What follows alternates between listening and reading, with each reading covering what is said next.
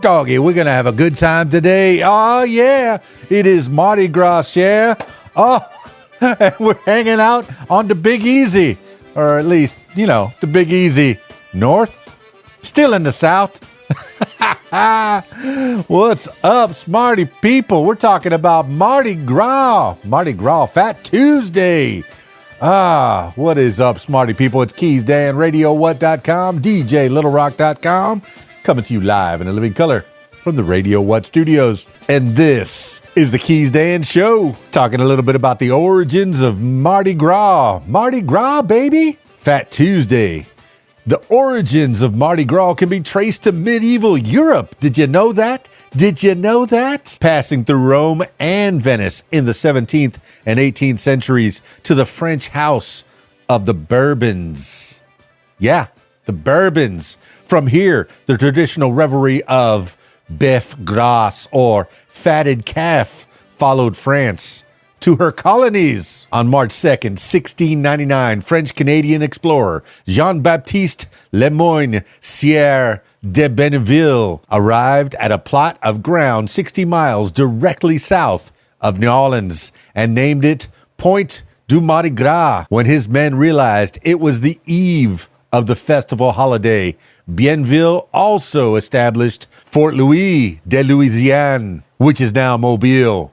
In 1702, in 1703, the tiny settlement of Fort Louis de la Mobile celebrated America's very first Mardi Gras. In 1704, Mobile established a secret society, Masque de la Mobile, similar to those that form our current Mardi Gras cruise, Krews.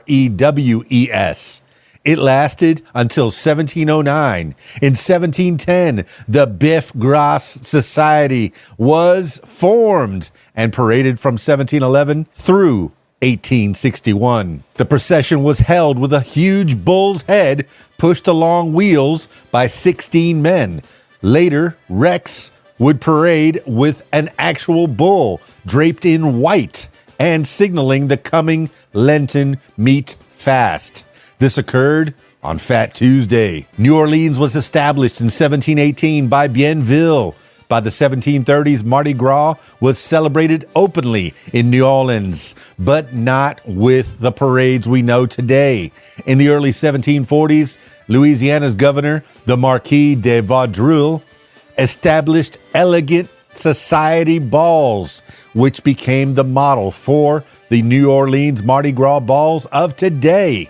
The earliest reference to Mardi Gras Carnival appears in a 1781 report to the Spanish colonial governing body. That year, the Perseverance Benevolent and Mutual Aid Association was the first of hundreds of clubs and carnival organizations formed in New Orleans.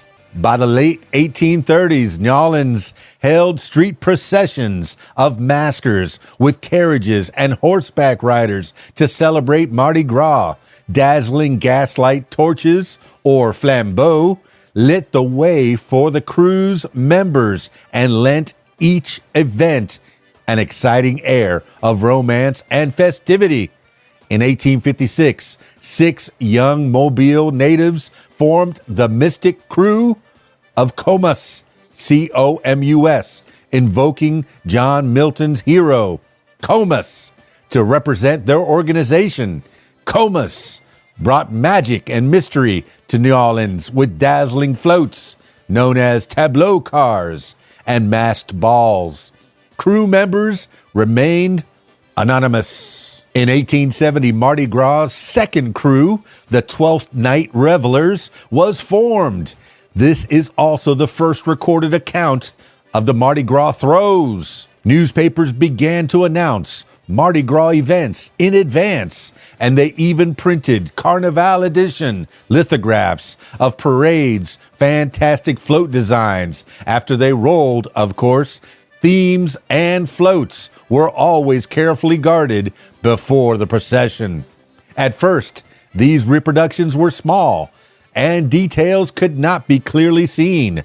But beginning in 1886 with Proteus Parade, Visions of Other Worlds, these chromolithographs could be produced in full, saturated color, doing justice to the float and costume designs of Carlotta Boniface, Charles Breton, and B.A. Wickstrom. Each of these designers' work was brought to life by talented Parisian papier-mâché artist Georges Soulet, who for 40 years was responsible for creating all of Carnival's floats and processional outfits. In 1872, it was the year that a group of businessmen invented a king of Carnival, Rex, to preside over the first daytime parade.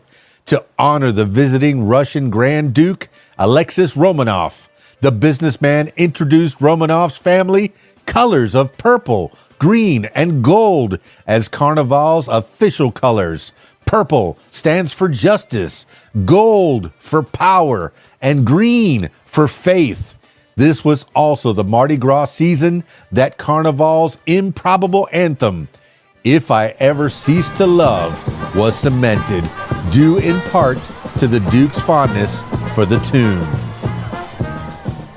The following year, floats began to be constructed entirely in New Orleans instead of France, culminating with Comus's magnificent The Missing Links to Darwin's Origin of the Species, in which exotic papier-mâché animal costumes served as the basis for Comus to mock both Darwin's theory and local officials, including Governor Henry Warmoth.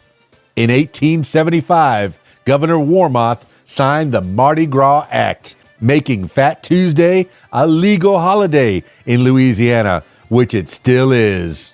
Like Comus and the Twelfth Night Revelers, most Mardi Gras crews today developed from private social clubs with restrictive membership policies.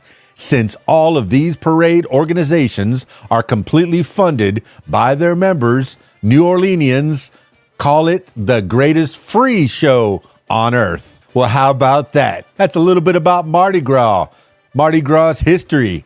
Have you ever been to New Orleans? Have you ever been to New Orleans on Mardi Gras? I mean, they pretty much have a celebration in the French Quarter on Bourbon Street.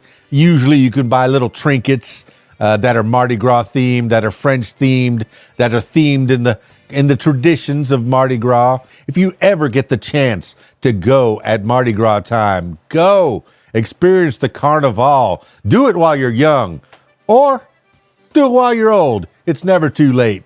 Get on out there and celebrate Mardi Gras. But if you can't get to New Orleans, celebrate in your own kind of way. Mardi Gras, Fat Tuesday.